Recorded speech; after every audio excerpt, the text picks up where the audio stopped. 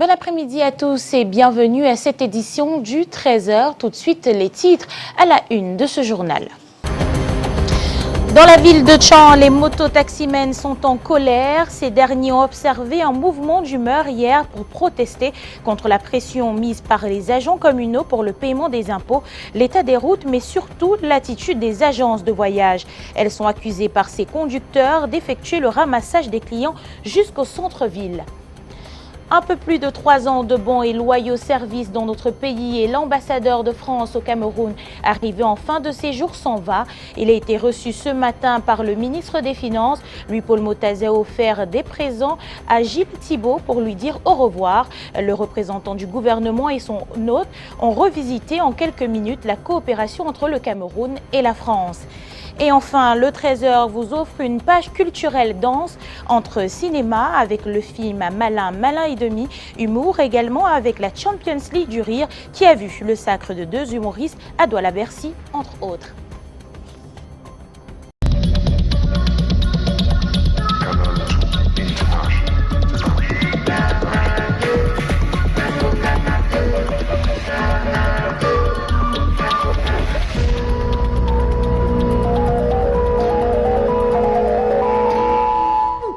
Bon après-midi à tous et bienvenue une fois de plus à cette édition du 13h. On commence comme annoncé en titre en parlant des mototaximens de la ville de Tchang qui sont en colère. La cause de ce courroux, la concurrence déloyale effectuée par les agences de voyage de la cité universitaire. En effet, elles opèrent le ramassage des clients dans la ville, empêchant les mototaximens de travailler. Autre fait qui soulève l'ire de ces conducteurs, la pression des agents communaux. Voyons cela avec Eric Matané. Mouvement d'humeur des mototaximens de Tchang. Ils se plaignent de la représaille faite par les agents communaux sur eux pour le paiement des impôts. D'autres déplorent l'état de la chaussée qui se dégrade au fil du temps. Le maire, avec ses agents, nous demande de payer 13 500 francs comme impôt. Et on ne parvient pas à travailler parce que l'avenir général nous garde le travail. Et le manque d'organisation et de deux. L'état de la route est impraticable. Nous, il faut que le maire nous entende. Nous soutenons le fait que la mairie de Okpo a été pour le payer des impôts. Et en réalité, nous ne refusons pas de payer les impôts. Mais quand nous disons au moins ce qu'on fait avec l'argent des impôts là, regardez l'état des routes. Il n'y a pas de route à Tchang. Mais chaque année, nous faisons pas payer des impôts. Pourquoi donc c'est à Tchang? Cette situation a paralysé la circulation pendant quelques minutes avant que le commandant de brigade de gendarmerie de Tchang ne descende sur les lieux pour les disperser tout en leur demandant de rester calmes. Vous avez un syndicat, j'ose croire. Si vous n'avez pas de syndicat, ce que vous faites là n'est pas bien. Même si vous avez des revendications à faire, ce n'est pas par la violence. Ce n'est pas par la violence. Il y a l'exécutif municipal qui est là, que vous pouvez saisir par rapport à tout ce qui se passe. Il y a le sous-préfet et le préfet qui sont là. Quelques temps après, ces mototaximens ont été reçus par l'adjoint du sous-préfet et le maire de la ville de Tchang. En principe, vous devrez spontanément aller régler votre impôt, pas attendre qu'on fasse le recouvrement. Si vous ne le faites pas de façon spontanée et qu'on constate que les recettes ont chuté du fait que, n'est-ce pas, le recouvrement n'est pas efficace et efficient, on est obligé d'aller sur le terrain vous interpeller. Les représentants des mototaximens ont présenté leur doléance et une réunion est programmée pour le mardi prochain où prendra part toutes les parties prenantes. Toujours en société, les installations des chefs de 3e degré sont depuis peu fréquemment à des remises en cause, ce pour diverses raisons.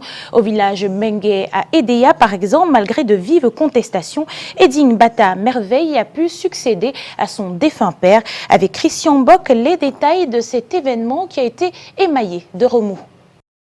Fin de vacances, ici à la chefferie de 3e degré du village Mbengue, dans l'arrondissement de Déa 1er, en Sanaga-Maritime. Après 2 ans et 5 mois, Merveille Eding Bata, fils du défunt Pengo Bata, succédera deuxièmement à son père. Il a été désigné par le sous-préfet de l'arrondissement de Déa 1er, Stéphane Kenjana, au cours d'une élection. Les uns et les autres doivent comprendre que les chefferies, l'organisation et le fonctionnement des chefferies sont organisés. 6 candidats ont déposé les dossiers et 2 seulement ont été recevables. Bata Henri est disqualifié face à son cousin pour pièce incomplète. Une sentence non digérée par ce postulant. Le communiqué radio de monsieur le sous-préfet qui disqualifie ma candidature au simple motif de l'inexistence de lien de sang. Pour le sous-préfet, la loi a été appliquée. Deux ont été jugés recevables dont les candidats sont tous de la famille Réant.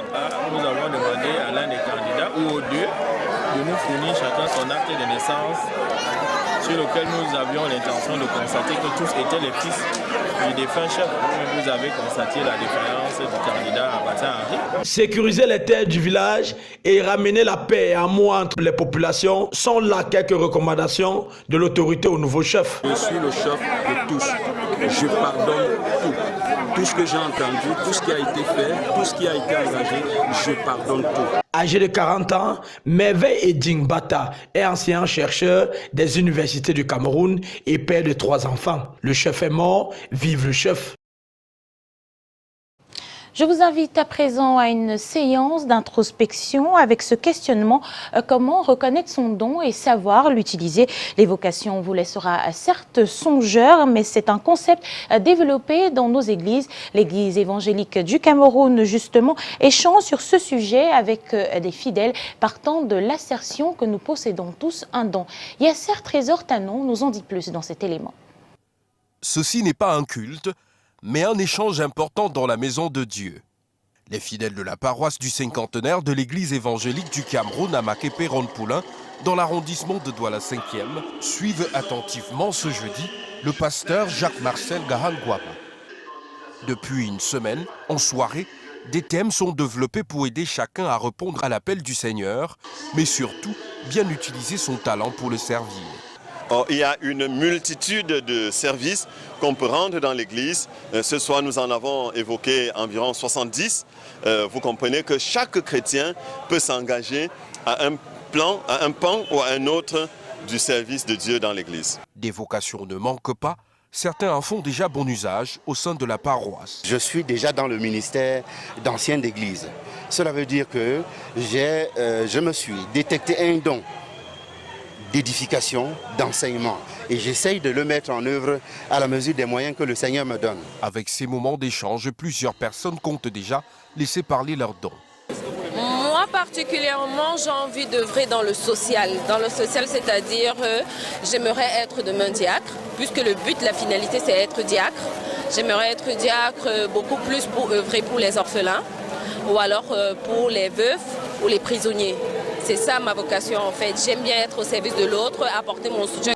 La clôture de cette semaine, riche en enseignements, est prévue ce dimanche où dès 11 h, les fidèles de la paroisse du cinquantenaire recevront la bénédiction à travers le culte. Ensuite, une mini-foire d'exposition d'articles dans la paroisse. Et comme annoncé en titre, rendons-nous à présent dans la capitale Yaoundé où justement le ministre des Finances a fait les au revoir avec l'ambassadeur de France, Gilles Thibault. Et on voit à ce sujet avec vous du côté de Yaoundé, Karel Mezatia. Bonjour. Bonjour, Aimé. Diémé, un peu plus de 3 ans de bons élus au service dans notre pays et l'ambassadeur de France au Cameroun arrivant en fin de séjour s'en va. Son Excellence Gilles Thibault, pendant sa période de fonction, a contribué au renforcement de la coopération entre le Cameroun et la France dans plusieurs domaines, notamment la sécurité, la santé et l'économie. Le ministre des Finances qui lui a dit au revoir ce matin n'a pas manqué de remercier l'ambassadeur pour son engagement. Paul Motazé lui a d'ailleurs remis des présents en guise de souvenir. Gilles Thibault a également remis des cadeaux au ministre des Finances. Gilles Thibault a donc rassuré le représentant du gouvernement que son successeur va poursuivre ce travail. À la question de savoir s'il y a des finances perspectives pour sceller davantage la belle amitié qui lie les deux pays frères et amis, écoutons Gilles Thibault au micro de Serge Alain Zibou. Peut-être que nous allons nous retrouver dans moins d'1 heure, dans 15 minutes, dans un autre ministère pour, à l'occasion de la signature d'une convention de prêt pour la 3e tranche de l'aide budgétaire françaises au Cameroun, 66 milliards qui seront apportés et s'inscrivent dans le plan de relance de la zone CEMAC et de l'économie du Cameroun. C'est un exemple, et puis on signera également une convention, un partenariat qui marquera la volonté de la France d'aider le Cameroun dans le domaine de la culture.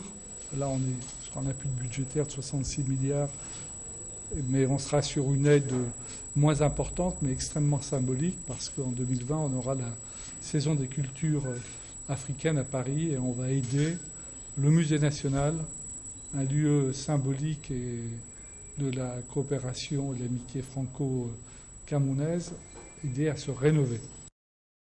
Il y a de nouvelles directives au sein de la famille des anciens combattants et victimes de guerre. Kumpaïssa et ses collaborateurs doivent doubler d'ardeur au travail pour plus d'efficacité. C'est ce qui ressort de la réunion de concertation tenue hier ici même dans la cité capitale. Le compte-rendu a été réalisé avec le concours de Serge Alain Zibou. Assurer le suivi, l'encadrement, l'assistance et la réinsertion des anciens combattants et victimes de guerre, ainsi que l'entretien, le développement et la promotion du devoir sacré de mémoire et de souvenir au sein des forces de défense. Telle est la mission assignée aux responsables de la structure que dirige Kumpaïssa. Créée par le chef de l'État en décembre 2011, elle accueille de nouvelles recrues. Le secrétaire d'État à la Défense, chargé des anciens combattants et victimes de guerre, pour leur permettre de s'imprégner des responsabilités qui sont désormais les leurs, préside ce 25 juillet à Yaoundé la réunion de concertation y relative. L'occasion nous sera alors donnée de corriger toutes les erreurs que vous avez déjà eu à commettre sur le terrain et de vous réorienter sur le droit chemin. Car si je vous connais physiquement aujourd'hui, j'ai déjà eu à connaître beaucoup d'entre vous à travers des dossiers, mais alors beaucoup plus négativement. Comme les nouveaux, les anciens sont concernés par les directives de Kumpaïssa qui exhortent tous ses collaborateurs à être attentifs aux exposés qui seront présentés séance tenante en mettant un point d'honneur sur les résolutions et les recommandations qui découleront de ces assises. Hier, le Cameroun s'est joint à la communauté internationale pour célébrer la journée internationale, pour célébrer les journées internationales et africaines des mers et des océans. Thème de cette toute première édition, la protection de la biodiversité des zones au-delà de la juridiction nationale ainsi que l'économie bio. À la question de savoir ce que fait le gouvernement pour préserver l'écosystème, je vous propose d'écouter le représentant, alors responsable des affaires juridiques au ministère de l'Environnement, qui a donc organisé toute une cérémonie relative hier, ici même à Yaoundé. Il s'exprime au micro de Luc Mvondo. Certes, c'est la première célébration, mais il y a à côté de la célébration des activités qui sont menées. Le Cameroun a depuis longtemps entrepris de travailler pour la gestion durable de l'écosystème côtier par le reboisement, par ces plans de mangroves, également par la publication d'un certain nombre de rapports, par la sensibilisation et par également un travail qui a été mené sur la manière de conduire les études d'impact dans les écosystèmes de mangroves. Il y a également la lutte contre l'érosion côtière. C'est un travail qui est mené dans le cadre de la Convention d'Abidjan. Le Cameroun le mène avec ses partenaires de cette Convention d'Abidjan. La presse camerounaise s'enrichit d'un nouveau bébé, Cameroon Insider. Ce bi-hebdomadaire est particulier à part son caractère purement anglophone. Il a donc été présenté hier dans la cité capitale en présence de nos reporters Bran Kamga et Bertrand Chassé. Il est finalement là, le journal d'information en langue anglaise de la Société de presse et d'édition du Cameroun. Voici le premier numéro de Cameroon Insider. En proposant un nouveau journal entièrement en anglais, la SOPECAM s'efforce de suivre le rythme de ses missions de service public et de réduire les déséquilibres constatés depuis la fin des années 1990 avec la production du seul quotidien bilingue. Un bijou présenté le 25 juillet 2019 au Palais des Congrès de Yaoundé, qui paraîtra 2 fois par semaine pour donner la vraie information aux Camerounais dans un style journalistique purement anglo-saxon. Le fait que nous ayons un Cameroun Tribune très majoritairement en français et aujourd'hui un Cameroun Tribune qui sera entièrement anglais témoigne de justement notre volonté de confirmer et de conforter cette identité qui est la nôtre, une identité bilingue qui fait l'originalité du Cameroun et en même temps que sa fierté. La présentation de Cameroun Insider en présence d'un pâté d'invités triés sur le volet traduit aussi la forte attente des lecteurs de ce dernier né de la presse écrite camerounaise. Nous attendons de Cameroun Insider justement qu'il puisse satisfaire aux attentes de nos compatriotes anglophones. Et bien évidemment, ce n'est pas réservé exclusivement aux anglophones. Les francophones auront là aussi une opportunité pour pratiquer leur anglais. Cameroun Tribune et les autres publications de la SOPECAM conservent leur langue de parution. Le premier numéro de Cameroun Insider est déjà disponible. Le peuple bâti au centre de l'Afrique, centre d'intérêt du Cameroun, c'est le thème que traite le livre intitulé Beti Baki au cœur du Cameroun, histoire récente des Batenga et autres Sanaga, dédicacé au centre culturel camerounais, ici même dans la cité capitale. Ghislain Pierre et Sono nous en dit plus. La quête des origines, la question des racines et du cordon ombilical, telle est la problématique à laquelle répondent les 3 livres intitulés Les Beti Baki au cœur du Cameroun, histoire récente des Batenga et autres Sanaga. Livre rédigé et présenté par l'auteur camerounais Christian Barga Owono. Mon livre s'adresse effectivement, traite de différents aspects de la culture Beti qui, quand on compare, en fait, a beaucoup de similarités avec d'autres peuples du Cameroun. Savoir d'où l'on vient, connaître avec exactitude notre arbre généalogique, sont entre autres les questions qui ont guidé l'esprit de l'auteur, qui a suivi à la trace les recherches de ses grands-parents. Cause immédiate de cet ouvrage, ceci dans l'optique essentielle de l'existence de l'Africain en général et du Beti en particulier, d'où son importance. Ce livre est important dans la mesure où tout ce que nous avons eu depuis les colonisations, c'est en fait les pensées des colonisateurs. Il y a un bon nombre de choses qui ont été cachées. Publié aux éditions L'Harmattan à Paris, ce livre met en exergue la relativité de la maxime de l'histoire des peuples noirs racontée par le nègre lui-même dans l'optique de s'auto-valoriser afin d'avoir sa propre authenticité. Tant que nous ne serions pas sortis de ce qu'on appelle du paradigme de l'Afrique des livres ou encore de la bibliothèque coloniale, nous risquons d'avoir de l'Afrique une histoire tronquée, une histoire lacunaire, une histoire biaisée. Une alerte donc pour les personnes intéressées. Dans l'actualité, début de la dissémination des textes de campagne de cacao 2019 qui commence en août prochain. Producteurs, transformateurs et pouvoirs publics ont initié de diffuser ces textes qui régissent les règles de production du cacao dans les grands bassins du pays, notamment les critères de qualité qui pourront seuls permettre de faire face au prix peu favorable aux producteurs malgré un petit regain sur le marché mondial. Les travaux sont en cours au ministère du Commerce pour réussir à reprendre ces règles. Nous y reviendrons.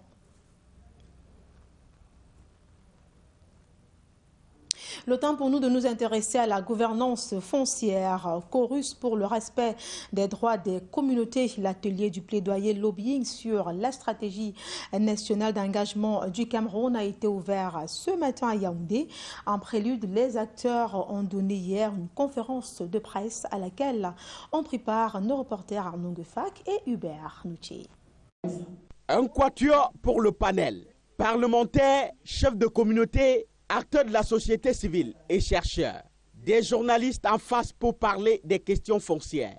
La ligne des échanges ici à Yaoundé est orientée vers la stratégie nationale d'engagement sur la gouvernance foncière. Intérêt particulier sur les droits des communautés. Notamment les droits collectifs, ces droits-là qui ne sont pas cessibles, qui ne sont pas négociables, c'est des droits sacrés et qui font objet de plusieurs difficultés, d'une complexité sans précédent. La conférence se tient en prélude à l'atelier de plaidoyer lobbying et de planification nationale.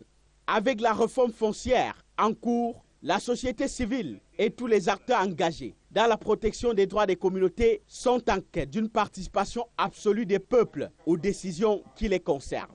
On voudrait arriver dans un contexte où les communautés perçoivent leurs espaces comme étant les leurs, mais pas comme celles que l'État peut venir prendre demain sans prendre leur consentement, sans demander leur avis, sans leur donner la possibilité de dire oui ou non. Parce qu'ici, c'est notre village, ici, c'est notre zone de pâturage où nous faisons perdre notre bétail. Ici, c'est une zone où on ne veut pas voir les immeubles et les gratte-ciel parce que c'est un site culturel. L'atelier qui commence ce vendredi ouvrira des voies de discussion et de planification pour la période 2019-2021. On met le cap à l'extrême nord pour parler avec vous, Aimé Catherine, à Mokori de l'encadrement des jeunes du côté de Maroua. Bon week-end. Merci à vous, Karel Mezatia, tout à fait à votre suite. On parle de ces 30 000 jeunes filles et garçons de l'extrême nord qui vont bénéficier d'une formation durant 18 mois. Une formation financée à hauteur de 1 milliard de francs CFA et financée par l'Union européenne. Une initiative qui vise à aider ces jeunes qui vivent dans des zones assises à l'insécurité. Junior Hossin et Aminou Alioum nous apportent les détails dans cet élément. Dans la région de l'extrême nord, 30 000 jeunes filles et garçons âgés de 12 et 25 ans bénéficient d'une formation professionnelle de 18 mois, initiée par l'État du Cameroun et les Nations Unies. Le projet intitulé « Jeunesse et stabilisation pour la paix et la sécurité », lancé mercredi dernier en présence du gouverneur de la région de l'extrême nord, est financé par l'Union européenne à hauteur de 1,5 milliard de francs CFA. Cette volonté de l'État du Cameroun à venir en aide aux familles victimes des attaques de Boko Haram, vient donner de la force aux populations du Mayos Sanaga et Logon-et-Chari. Cette volonté vise également à promouvoir la culture de la tolérance et du vivre ensemble. Depuis 2014, la région de l'extrême nord fait face à une crise sécuritaire entretenue par Boko Haram. Plus de 35% de la population dans la dite région sont constitués de jeunes dont l'âge varie entre 10 et 24 ans.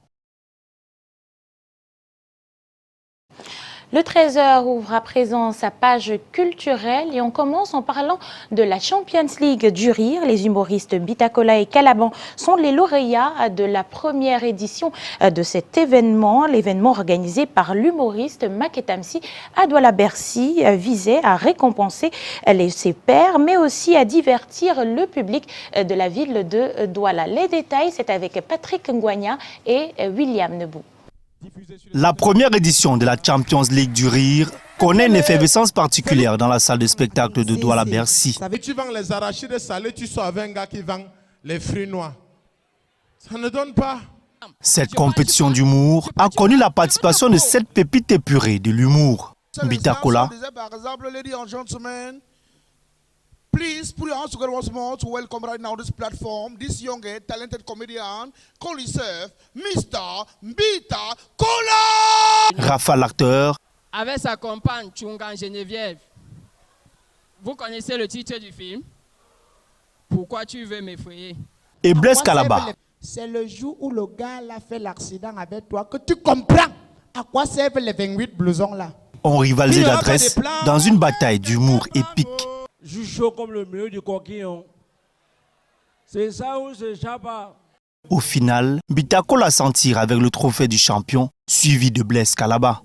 La Champions League du rire est un concept porté par Marc Tamsi et télédiffusé sur Canal 2 Movies. Pour un coup d'essai, c'est un coup de maître. Vivement la deuxième édition.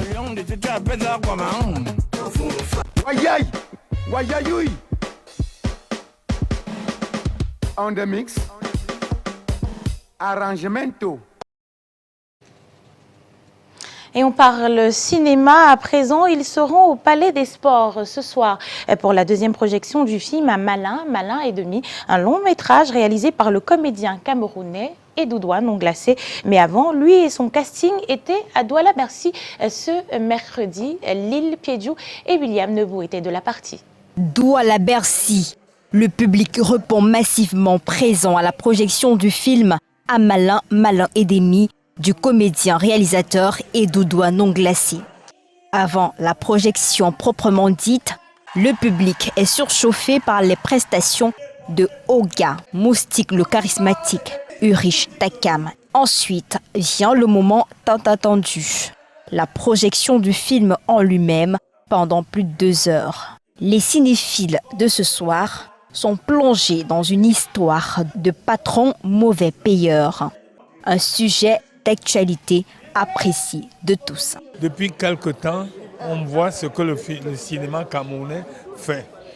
Et la direction générale de Canal 2 ne cesse d'encourager. C'est un bon film qui a développé un thème qui est actuel, le vivre ensemble. Pour les Bobo Diouf, vedettes de ce long métrage, c'est un bonheur de toujours servir le public. Le cinéma africain, ce sera bientôt une industrie où même les Occidentaux vont courir derrière notre cinéma. Ça va être bientôt. Donc il faut que le Cameroun commence. Le réalisateur Edouard Nonglacé, dans ce film qui joue le rôle du patron mauvais payeur, est satisfait de l'histoire et de l'accueil par le public. Quand on est patron, il faut vraiment respecter les gens qui travaillent pour vous parce que sans eux, vous n'êtes rien. C'est parce que vous ne vous suffisez pas que vous les prenez, n'est-ce pas, pour venir vous aider dans vos différentes tâches. Rendez-vous ce soir à Yaoundé au Palais des Sports pour la deuxième projection du film qui signe le retour sur la scène du comédien Edouard Nonglacé. Et d'un long métrage à un autre, présenté le mois de juin dernier. Le premier long métrage du réalisateur et acteur Alain Tenzon va ce week-end une nouvelle fois sublimer le public de Douala. La deuxième projection grand public de Ombre du passé se fera en la présence de l'acteur Jacobin Yamo. Patrick Ngwanya et William Nebou nous en disent plus. Vous êtes le principal héritier de tous les biens de M. Benda. Vous héritez des entreprises, des maisons et des comptes bancaires. Après une première qui a fait foule à Canal Olympia au mois de juin, le casting du long métrage Ombre du passé se prépare pour une deuxième grande rencontre avec son public. Les préparations se passent bien et j'aimerais dire que voilà, le public a demandé à revoir le film et surtout a demandé à rencontrer Jacobin, le père Jacobin qui est déjà là. Et j'ai promis que la prochaine fois, je serai là. Et je suis à Douala aujourd'hui pour les 2 projections qui auront lieu samedi. Figure emblématique du théâtre et du cinéma camerounais, Jacobin Yaro, l'un des premiers rôles du film, sera l'une des principales attractions des 2 projections qu'abritera l'IFC de Douala. Ceux qui écrivent des histoires pensent de plus en plus à des acteurs, à certains acteurs qu'ils connaissent. Ça a été un peu le cas pour ce film parce que je connais très très bien celui qui a écrit le script, qui est un de mes enfants, et qui a à peu près écrit cette histoire en pensant à ce que je pourrais éventuellement l'aider à rendre. Du haut de son expérience internationale, le plateau de tournage de l'Ombre du passé a donné à Jacobin Yaro l'occasion d'avoir un autre regard sur les créations locales. Il faut savoir faire avec ce qu'on a. Et c'est davantage l'ambition, l'envie de faire, d'entreprendre de ce réalisateur qui m'a vraiment motivé à me dire « Ah non, si j'ai quelque chose de bon à donner, c'est le moment ». Pour les amoureux du 7e art, le rendez-vous est donc pris. Samedi, le 27 juillet 2019, à l'IFC, c'est-à-dire l'Institut français de Douala, nous attendons un grand public. Nous aurons 2 projections. C'est la fin de cette édition du 13h. Merci à vous de l'avoir suivi. Le grand format de l'information, c'est à 19h50 et vous retrouverez Junior Ossin pour vous servir. Bon après-midi à tous.